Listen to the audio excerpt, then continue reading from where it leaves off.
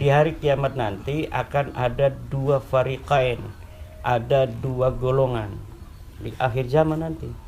Satu adalah nutfah nubuwah, yang kedua adalah nutfah dajjaliyah. Ini akan perang dari zaman Nabi Adam itu sampai hari kiamat. Ada dua golongan firqah nubuwah, firqah dajjaliyah. Dan yang menyemarakan dunia ini adalah pertarungan dari dua firqah ini. Yang satu adalah nutfah nubuwah, satu adalah nutfah dajjaliyah. Nanti nutfah nubuwah akan melahirkan akhir daripada Imam Mahdi. Nah, nutfah dajjaliyah ini adalah Dajjal itu sendiri. Manusia akan bingung menentukan. Kadang-kadang Dajjal ini kelihatan nampak lebih soleh daripada nutfah nubuwah. Nutfah nubuahnya cuma gundul. Kadang dia pakai jubah, pokoknya mengesankan banget. Jadi Dajjal itu dikisahkan dalam kitab-kitab kuning, itu dia akan bicara tentang surga, mengajak orang ke surga. Sebenarnya itu neraka. Orang dia melarang ke neraka, sebenarnya itu adalah surganya Allah Subhanahu wa taala. Dia bicara kebenaran yang sangat meyakinkan, sebenarnya itu adalah kebatilan. Dia melarang orang untuk melakukan kebatilan, sebenarnya itu adalah kebenaran yang hakiki. Nah, orang-orang yang tidak punya curahan kasih sayang Allah akan mudah terperdaya ketika itu. Nah, orang-orang yang disapa oleh cinta kasih sayang Allah ketika itu akan terselamatkan, walaupun minoritas. Jadi kebenaran itu kadang-kadang didukung oleh minoritas. Seperti Nabi Muhammad dulu itu hanya sendiri, kemudian istrinya, kemudian adik sepupunya Ali, kemudian menyebar. Tapi minoritasnya kebaikan itu bukan berarti itu yang salah, karena berdasarkan daripada kebenaran yang hakiki yang datang melalui wahyu, yaitu Allah Subhanahu wa taala. Kemudian berkembang, namun tidak akan bisa mencapai mayoritas mutlak kebenaran itu. Karena itu akan selalu dibagi oleh Allah antara firqah nubuwah dengan firqah dajjaliyah. Buktinya agama Islam, sebenar-benarnya agama Islam itu hari ini tidak mayoritas di dunia. Dari jumlah seluruh penduduk bumi, berapa persen yang Islam dan berapa persen yang selainnya. Begitu pula kita jangan mengharapkan semua orang menerima dari kebaikan yang kita tawarkan, dari kebenaran yang kita bawa. Pokoknya kita berdiri tegak di dalam kebenaran itu untuk berusaha menyebarkannya pada banyak orang, tapi kita tidak boleh berharap terlalu muluk melebihi daripada kebenaran yang sampai kepada manusia yang dibawa oleh Nabi Muhammad. Karena ternyata Islam pun hari ini tidak menyeluruh ke seluruh bumi. Seperti itulah kita berjuang, bukan untuk meyakinkan semua orang untuk percaya pada kita.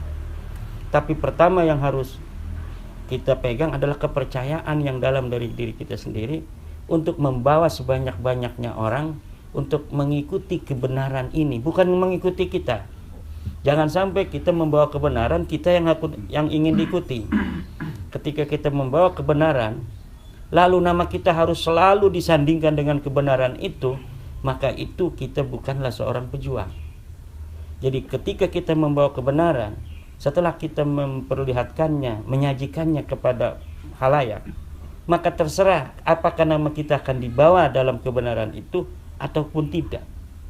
Kita akan bersama-sama mengusung kebenaran walaupun nama kita sama sekali tanpa disebutkan.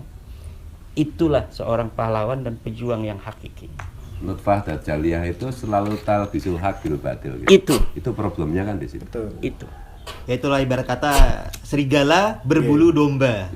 Nah, makanya dalam Islam sendiri juga tidak sekedar kata-kata Dajjal, tapi ada kata-kata Al-Masih Ad-Dajjal. Jadi seakan-akan menjadi juru selamat yang diurapi Al-Masih, tapi nyatanya seorang Dajjal atau pendusta.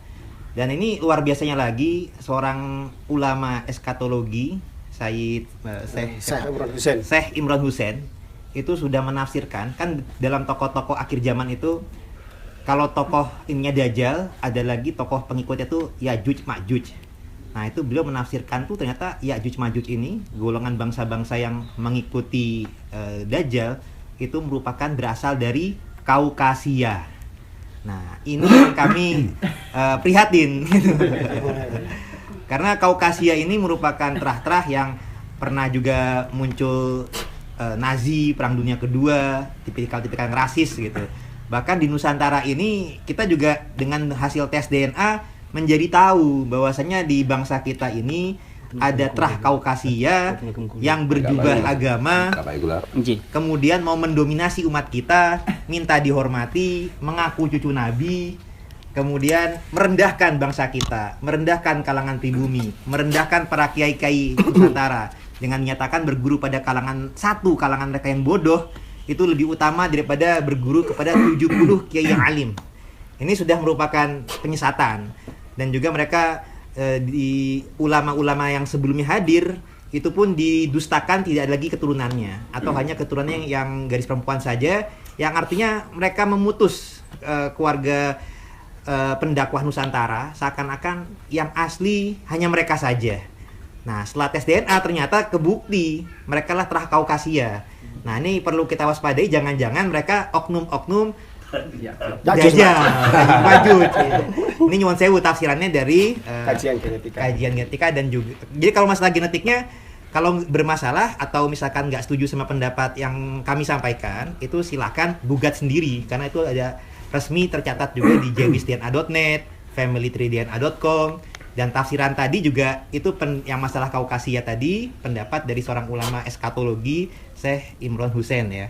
Dan juga alhamdulillah kami dapat kabar lagi itu ternyata ada seorang Ba'alawiwati itu alhamdulillah mengakui sudah beliau dan pamannya itu sudah melakukan tes DNA dan beliau juga tahu para keluarganya yang sudah pada tes DNA dan terbukti gagal dan dia alhamdulillah legowo merasa bukan sebagai zuriat Nabi. Nah, kita doakan semoga nggak cuman bangsa pribumi saja, nggak cuman bangsa kita saja, tapi sebuah kalangan mereka pun juga pada sadar bahwasanya mereka bukanlah zuriat Nabi yang asli. Jadi ya Mbok Yao, sama-sama sajalah kita lebih baik menjadi umat Nabi daripada mengaku sebagai zuriat Nabi tapi rentan dosa. Jadi kalau sebagai umat Nabi itu sudah merupakan suatu kemuliaan. Karena umat Rasulullah itu bahkan Nabi Musa sekalipun itu berdoanya itu untuk bisa menjadi umatnya Nabi Muhammad. Nah, kita ini amat sangat beruntung bisa dilahirkan sebagai umat Nabi Muhammad. Ya nggak perlu lagi lah ngaku-ngaku sebagai zuriat Nabi kalau tidak terbukti dengan data yang kuat, saksi dan lain-lain. Karena bukti ini kan adalah bukti hujah data dan tes DNA. Artinya de jure dan de facto. Nah, kalau de jure semestinya tidak terputus riwayatnya. Tapi kalau ada terputus riwayat karena satu hal lain hal, haruslah ada bukti kesaksian dari negeri muasalnya. Kalau nggak ada juga, ya harusnya di tes DNA mesti sinkron dengan keluarga-keluarga yang lainnya. Nah, kalau nggak ada juga ya, Mbok Yao jangan ngaku-ngaku gitu. Dan jangan lagi merasa paling sombong. Ini alhamdulillah kami merasa umat bangsa Indonesia ini sudah pada cerdas, sudah mengikuti perkembangan zaman. Sudah ada YouTube, sudah ada medsos. Jadi informasi-informasi internasional itu sudah bisa open source, bisa kita buka sendiri. Jadi kami mengharapkan kita semua ini harus cerdas, harus tercerahkan bersama-sama. Ibarat kata kalau kita sendiri-sendiri itu ibarat lidi mudah dipatahkan. Tapi kalau kita bersama-sama, meskipun dibilangnya jangkrik gitu kan, kecil atau lemah, tapi kalau kita bersama kita tidak akan mudah dipatahkan. Nah, karena ini jelas kok berdasarkan ilmiah, baik secara data de jure dan data genetik. Arti kata ini kalau misalkan masih mengindahkan data genetik, ya ibaratnya ketinggalan zaman. Karena ilmu nasab saat ini tidak hanya secara data tertulis. Kalau data masih bisa dipalsukan dengan berbagai versi-versi, jadi bingung, terkaburkan sejarah. Tapi dengan tes genetik itu sudah bisa kita mencari mana yang mendekati kebenaran. Apalagi dari hasil Muktamar NU ke-31, hasil tes DNA itu bisa untuk menafikan dan membatalkan ilhaq nasab. Nah, artinya kalau sudah ada yang terbatalkan, ya silahkan menggunakan data lain kalau ada. Nah, alhamdulillah keluarga Wali Songo masih ada data lain yang alhamdulillah dari hasil genetika terkonfirmasi.